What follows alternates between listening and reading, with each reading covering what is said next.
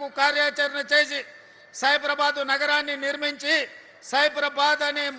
ఒక గొప్ప నగరాన్ని ఈనాడు ప్రపంచానికి అందించిండ్రు కదా. ఆ రోజు కూడా హైటెక్ సిటీ అంటే నవ్వినోళ్ళు ఉన్నారు, ఔటర్ రింగ్ రోడ్డును అడ్డుకున్నోళ్ళు ఉన్నారు, అంతర్జాతీయ ఎయిర్పోర్ట్ వద్దే వద్దని పట్టుబట్టినోళ్ళు ఉన్నారు, ఐటీ కంపెనీలు ఫార్మా కంపెనీలు మాకు వద్దే వద్దు, జీనోమ్ వ్యాలీ మాకు అవసరమే లేదు అని చెప్పినోళ్ళు ఉన్నారు. ఆనాడు అభివృద్ధిని అడ్డుకోవాలని, ఈ నగరం అభివృద్ధి చెందొద్దు, ఈ ప్రజలు బాగుపడొద్దని ఆనాడు కూడా కుట్రలు కుతంత్రాలు చేసి కడుపులో విషం, మూసిలో ఉన్న కాలుష్యానికంటే ఎక్కువగా పెట్టుకొని విషం జమ్మిన నాయకులు కూడా ఆనాడు ఉన్నారు. కానీ ఆనాటి ముఖ్యమంత్రులు ఔటర్ రింగ్ రోడ్ కానీ,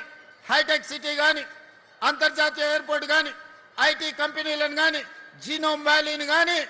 మైక్రో ఇన్ఫోసిస్, గూగుల్ లాంటి సంస్థలను తేకపోయి ఉంటే